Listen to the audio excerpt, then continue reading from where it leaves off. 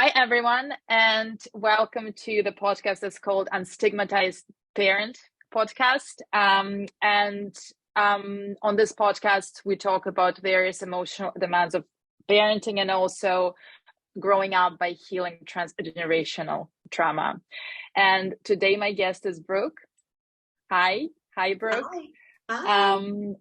Hi, thank you for coming. And Brooke is psychotherapist, counselor, coach, and consultant. And the topic we're going to talk today about, I think, is a fascinating one, and it is about leadership and parenting. And when I think just kind of, I'll give a quick backside story, I guess. When we spoken with you before doing the recording, we kind of shared our own history because I think both of us kind of switched the career path. We both been on the business side of things, obviously in our own kind of ways. And then we changed the career, and then we started, to kind of, we moved to psychotherapy world, to mental health world. So I just want you to kind of share a little bit about your journey.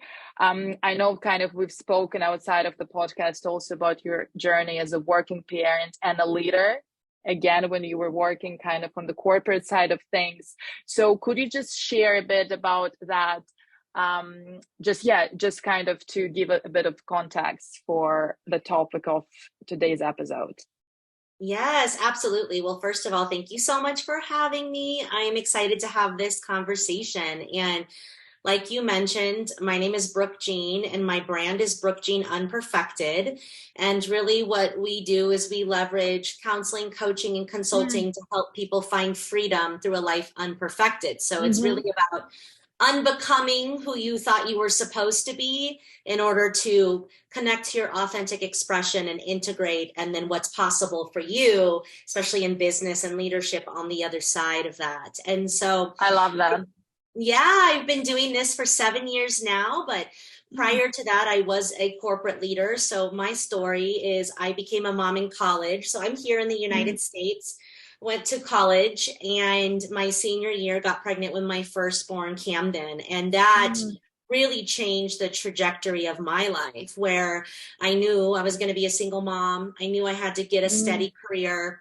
I went to the career fair and I fell in love with the leadership program for this retail organization called Target. You may have heard of it. Mm-hmm. Yes, I And have. Yeah. yes, you have. Okay, so as a single mom, I started my Target career as an HR executive in the store, and then I got promoted to do kind of a group level training and leadership development assignment.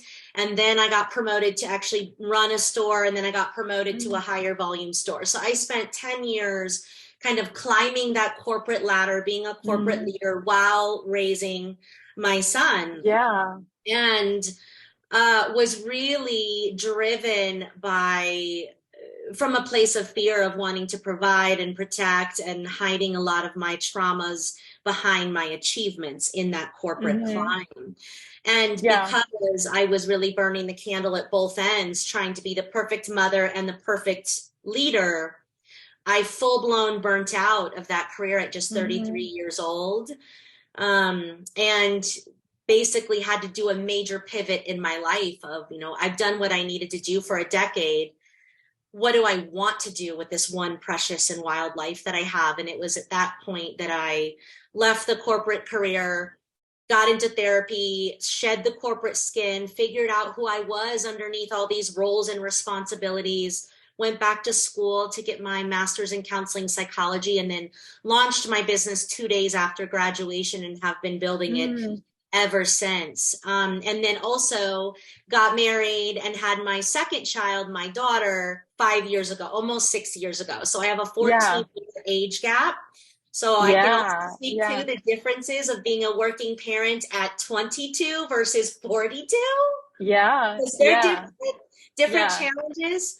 But I've learned a lot about myself in navigating those two worlds, leadership, entrepreneurship, and Mm-hmm. parenthood. Yeah, yeah. And I just want to ask you because obviously, and we've kind of spoken about it a little bit, my experience of kind of working on a corporate side, running my own business, which was like VC backed, so there was a lot of kind of pressures, similarly to what you were talking about, to perform, also, obviously to kind of being a woman and a very like male dominated business. In my case, it was a car business, so there was all this kind of pressures, I guess, to make sure. But my experience was well before I was a parent.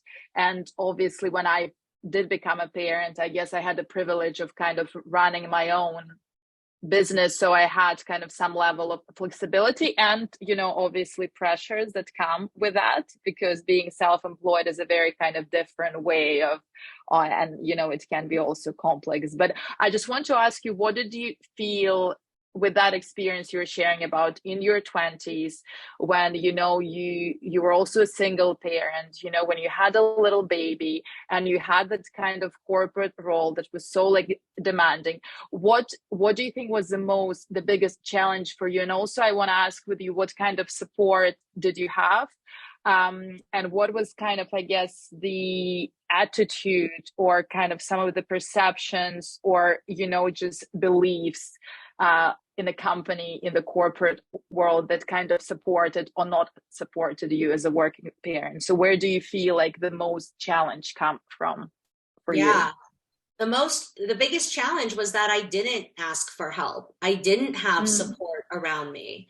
We don't really rally around our mothers and our parents in a community way that we should be and could be doing. I had this belief that I needed to be it all. I needed to be mhm, perfect.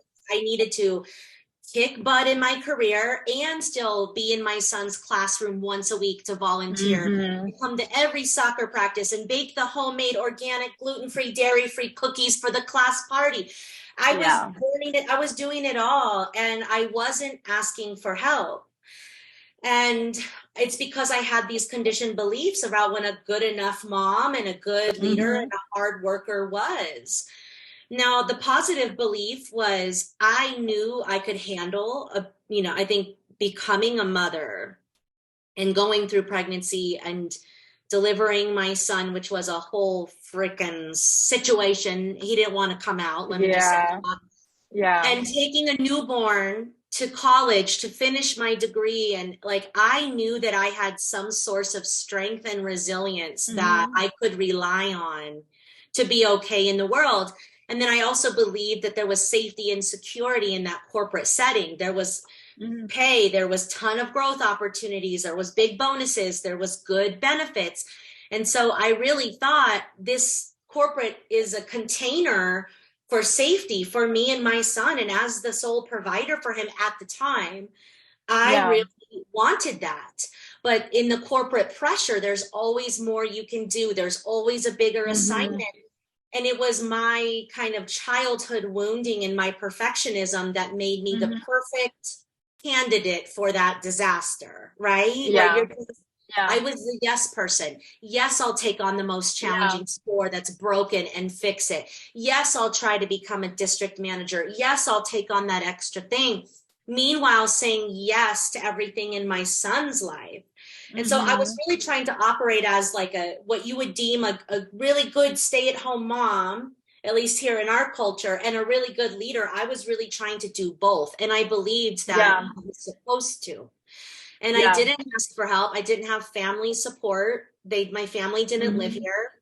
I was co-parenting with an ex. That was a big challenge. I did eventually meet my partner. He was part of my support, but I didn't outsource anything like I do now because Yeah. I believed I was supposed to be able to do it and do it well and look good and be grateful and all those things. And that's what made me sick, trying to be Mhm. all the things. I Yeah. was working my butt off during the day, tending to everybody else's needs, and then taking a sledgehammer to my mental health at night by drinking a bottle of wine and eating a plate of brie Mhm. cheese and shopping mindlessly. So Yeah. the biggest struggle was I was asleep and unconscious and very driven from unhealthy beliefs that I should be able to figure it all out. And that's why I burnt out at 33 years old. And now at Yeah. 42, the whole setup is so different. Yeah, yeah. And just kind of listening to the journey that you've had, I'm kind of thinking, I guess, of two things, from one side. And actually it's interesting, I just kind of done a short video today, and I was talking about how a lot of us kind of grow up with the belief that love is earned, and I think kind of, as a child receiving some of the messages that are around, you're noticed or accepted or loved or you belong when you are performing, when you are good, or where you're doing something that's expected, just kind of having all this conditional love, or kind of conditional, like an acceptance that we receive.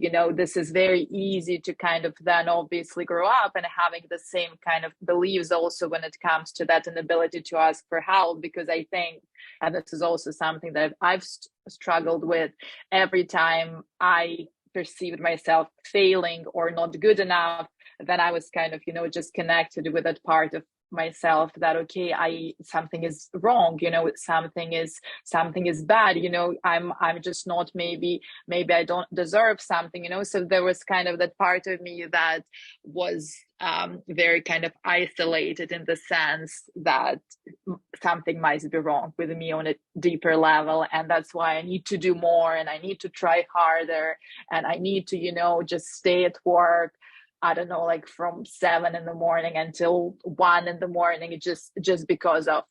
So, and I completely kind of, as I was listening to you, and I was thinking of adding, all those layers that you were talking about, of having a baby, and co-parenting. I just really, I just kind of can only think of the challenges, and it's almost like I'm thinking of the burnout as a very kind of natural coping strategy to come out of that in the end, where you're kind of just functioning in a survival mode for so many years, and it's kind of also something that would happen.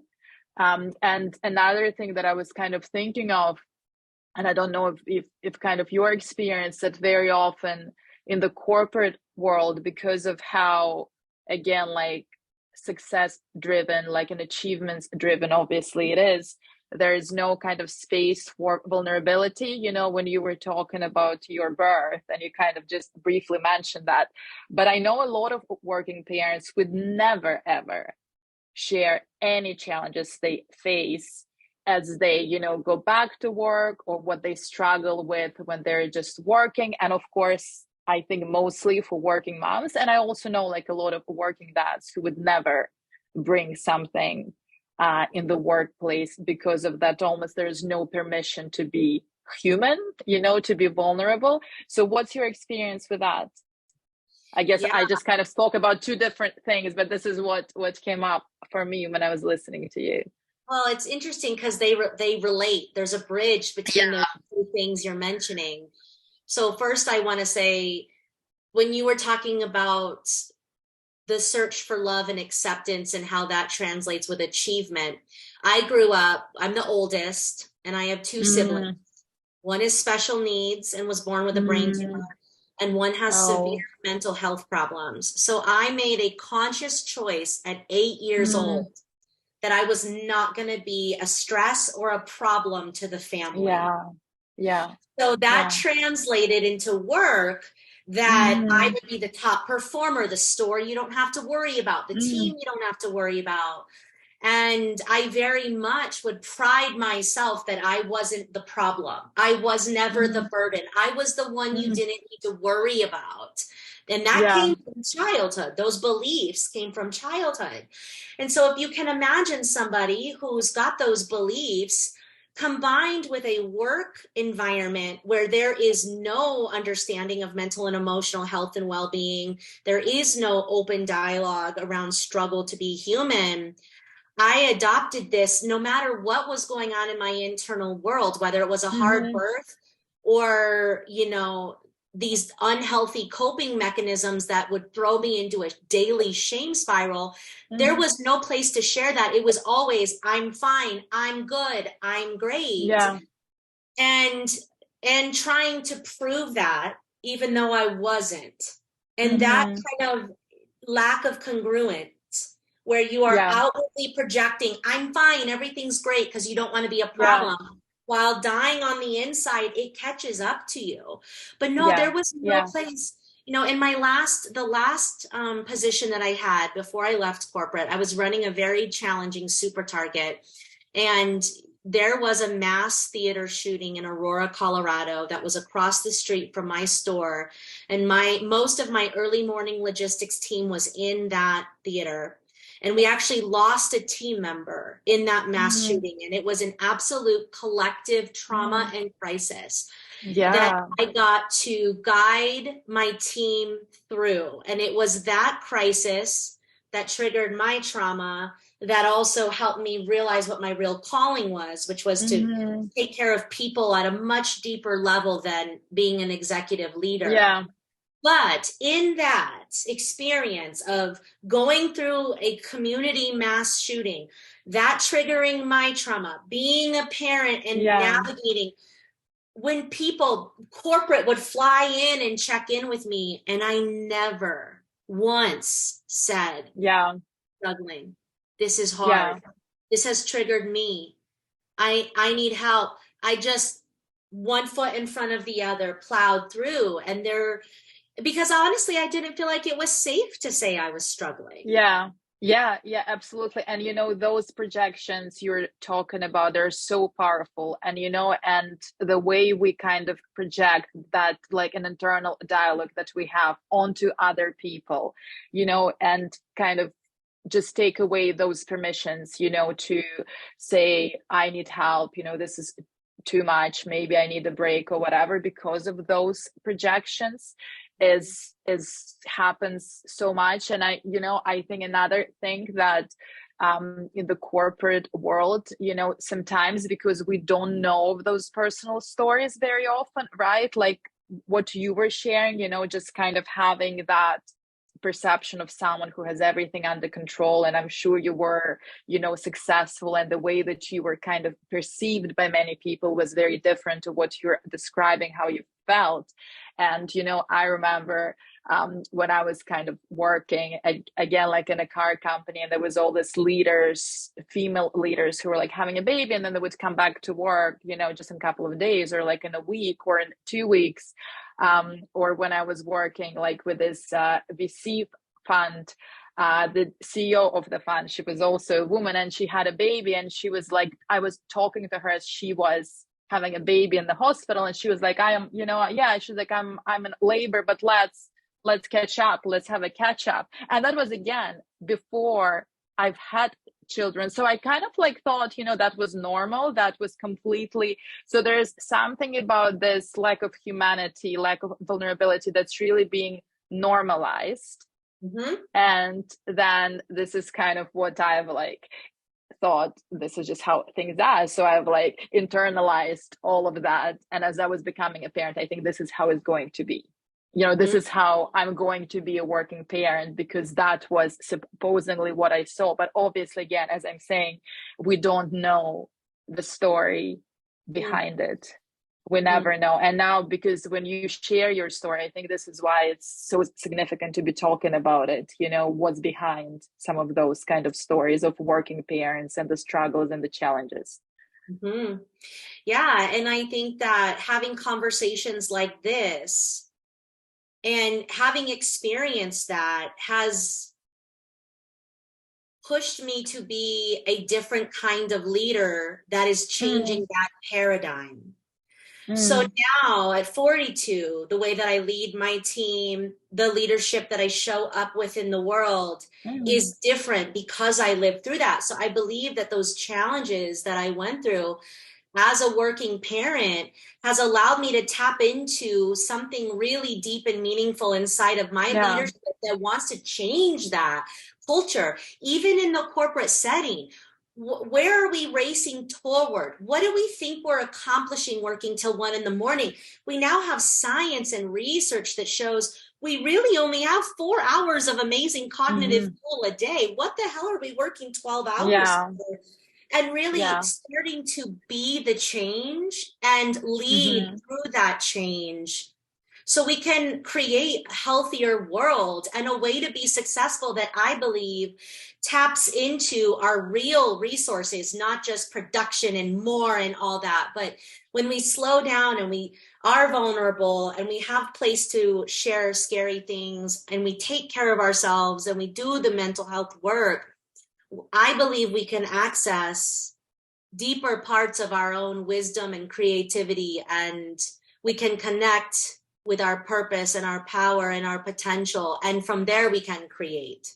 So we really are Yeah. entering this new era where that old paradigm is no longer serving us. We are unwell Hmm. because we've done it that way. And I believe people like me and you who've been broken wide open becoming a parent Hmm. and had to rebuild Hmm. our authenticity and get really clear on what matters and what doesn't. Yeah. We are leading the change in how we work and live and lead and create and all those things. And so in that Yeah. case, there's a lot of purpose behind the pain and the struggle that I went through in those first 10 years of being a working parent. And I do things very, very differently now. And ironically, I'm much more successful doing it this way. Yeah. Yeah, yeah, absolutely. And I think a lot of parents, I mean, obviously, I guess our kind of journeys, they're different and quite unique in terms of, changing those like careers, making some of those choices to be able to have, I guess, like an awareness, but also the tools to kind of support, ourselves and still I struggle daily, Mhm, even kind of with all that mhm, toolkit and like knowledge and awareness, it hasn't removed by any chance by like the difficulty, the struggle, the kind of things I'm trying to cope with or like navigate. But I think for the parents who didn't have a journey like this, who are actually kind of stuck in a way, in this what you were talking before, and now this like idea that now as a working parent I need to do it all, I need to kind of somehow find this balance, that is often society speaks about as it's almost something that you need to achieve, and if you don't achieve this balance then you're already failing. So I think for those parents it can be really kind of difficult to start like advocating for some of the things we're talking about. I don't want to be like in this box. I want some flexibility, especially if the companies are kind of not open or ready for it. So kind of what do you think the ways those working parents can perhaps start a little bit, maybe relieving some of kind of internal pressure while we're kind of still aiming to change this whole corporate attitude towards working parents and the flexibility and mental health generally and the openness and the kind of honesty around talking about mental health? Yeah. So, kind of the three-step process that organically has emerged as I'm guiding Mm, mothers and women through this transition has been what I call normalizing normal, shedding mm-hmm, shoulds, and claiming space. And so the first thing is normalizing the struggle, like you just so beautifully did. Like, mm, even though I've crafted these really beautiful days that are not too much yeah. and I'm self-care, let's be real, being a mother stretches me in ways I didn't know Mm, was possible. I'm meeting my edge every day. yeah, So just yeah. normalizing normal and knowing that, like, as a working parent, there is a wide range of normal. You're not getting it Mm-hmm, wrong. There is no mm-hmm, right and wrong. There is a wide range of normal. So if you're struggling in your marriage, let's normalize that. If you're struggling in your yeah. identity, let's normalize Mm-hmm, that. If your brain feels foggy and not working right, yeah. let's normalize that. There's a wide range of normal, and just normalizing it allows people to speak their struggle into existence, removing the shame. You're not wrong. You're not getting it wrong. You're not bad. There's a wide range of normal struggle. Let's normalize that and let's talk about it so people Mm-hmm, can not feel bad about whatever their struggle is. The second yeah. thing is what I call shedding the shoulds, right? We're all driven Mm-hmm, by what we think we're supposed to do. I mm-hmm, should work till 1 in the morning because I picked my kiddo up from school. I'm supposed to cook an organic gluten-free turkey on Thanksgiving. It's like, listen to me, listen to me. Yeah. Everything cannot be the most important thing anymore. Mm-hmm. Mm-hmm. Getting clear on what actually matters to you as a parent, what values you have, what values you hold in your family. So maybe quality time is the most important to you. So then we don't need to be going gangbusters on the growth of our business, but maybe growth is important to you. So we don't need to have a perfect diet and, whatever. Like, we're trying to do all the things, and we need to just toss all that out and get clear of like what actually matters to me. What actually means something to me, what lights me up. And those are the things I make space for. Those are the things that I give time, energy, and sanity. And the rest, I gotta let that go. I gotta let it go. I'm not passionate about that, so I'm not gonna pretend like I'm passionate about that. Yeah. And then the claiming space is like, once you have some clarity of what really does matter, it is creating just a little bit of spaciousness for yourself to regulate your nervous system, to get a full exhale and inhale. So that might look like taking 60-second mini pauses throughout your day if you don't feel like you have any time. That might look like getting up before your family and doing a 10-minute morning ritual. That might look like asking your partner, I need you to pick up the kids on Tuesdays and Thursdays so I can go cycle or go to this dance class. That might look like asking your neighbor, let's do a trade on Saturday morning. I do the kids this Saturday, you the next, so I could go journal or hike or create or connect. Like, it's looking at where can I have a pocket of spaciousness to breathe, to regulate, and to remember who the heck I am under all these responsibilities. And then once you start asking for help, setting some boundaries, claiming some space, you realize the world isn't falling apart and you start to feel a little bit better. So then you expand that. Maybe you want to then get into therapy. Maybe you want to go on a women's retreat. Maybe you want to walk every single night from 6:30 to 7:30. You start to claim a little bit more. And so you have to try different things to see what's going to best serve your mental and emotional well-being, because what serves me is different than what you need and your family needs. But I think as women particularly, we've been conditioned to put everyone first and to not claim that space. But I put that stuff first so I can then be the most intentional I can be throughout my day, which ends up helping me be more present or, a more conscious parent. And I'm not saying I'm perfect, because I am a hot mess express, honey. But I am more present and I'm less resentful because I have these little mini pauses or pockets where I'm focused on my inner world and my mind, body, and spirit world too.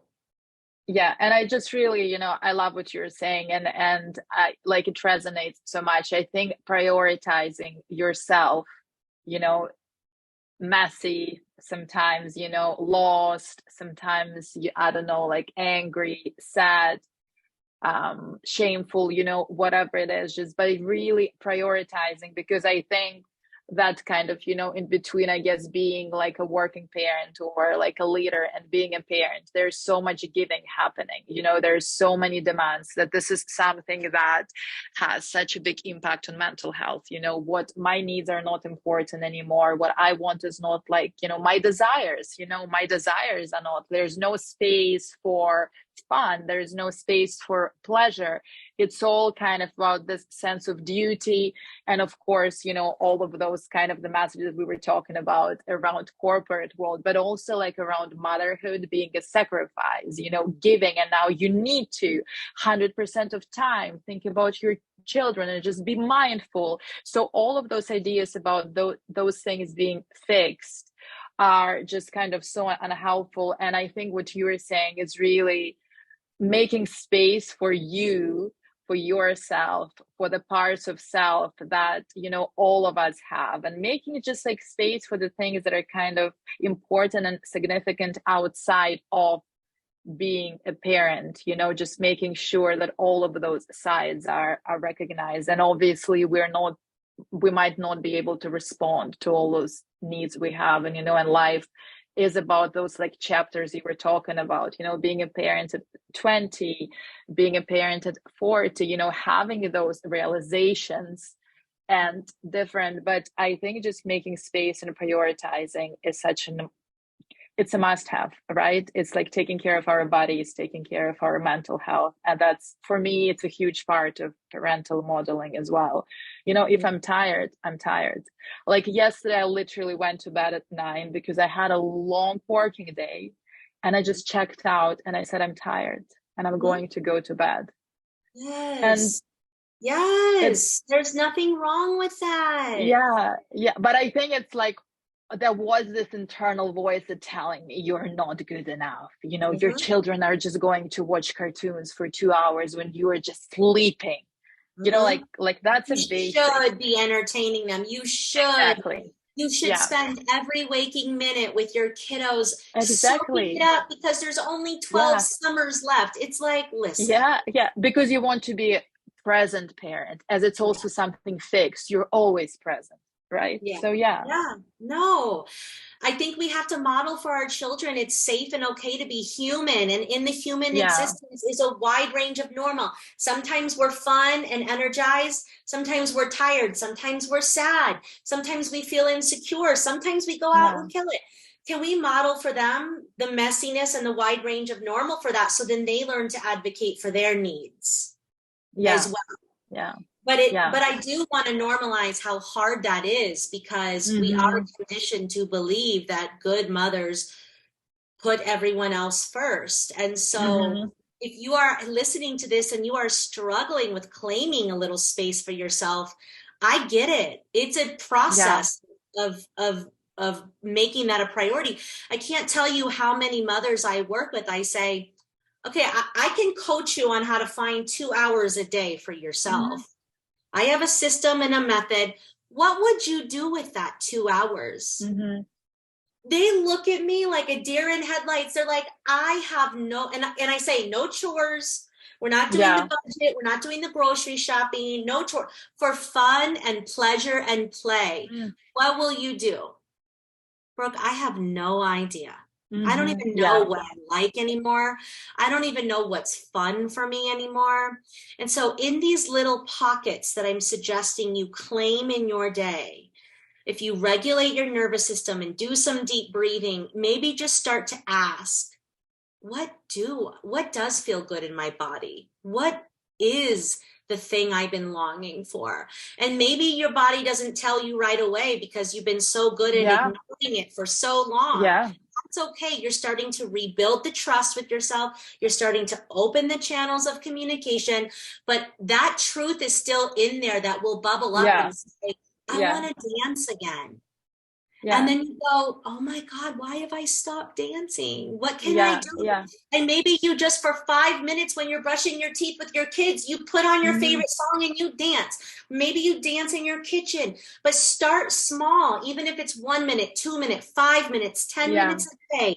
Regulate and ask yourself these juicy questions, because the truth and your authentic essence lies in there still. It's just buried under these shoulds and these roles. And then when you get it and you know it, let's break out of this belief that we can't take the time to be a healthy, alive person. You will be a better leader and a better mother when you do these things. And and it's literally the thing that you're saying, it's literally like training a muscle for the first time in your life. It's kind of, I don't know, like I've started running when I was 30. I've never ran before in my life, and where I started running, I couldn't even run for a minute or two. It took me 10 years to get to the point where I can run for hours. And I think this is that kind of journey of just really starting to recognize, to just not even recognize, start with just questioning. I think those questions that you said, what this new version of me likes, what's this kind of new version that has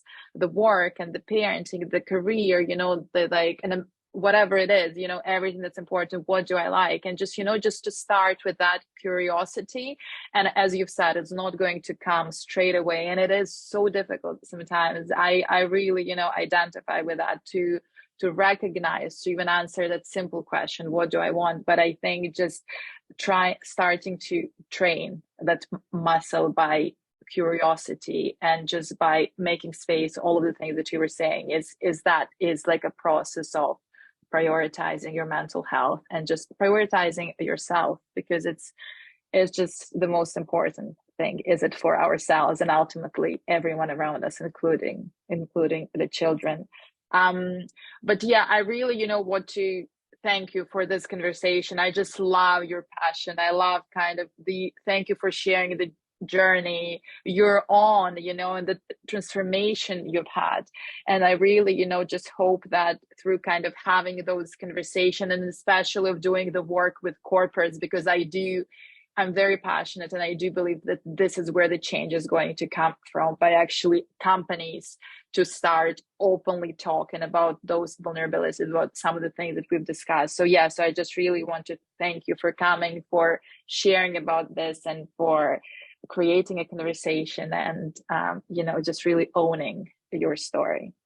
Thank you so much. It's a privilege. Absolutely. And thank you for starting the conversation and being part of co-creating a new normal where it's okay to be people and be human. And I'm excited to see what that translates to when we all start taking care of ourselves and each other in that way. It's really a beautiful thing. Me too. Me too. Thank you so much, Brooke. Thank you. Bye.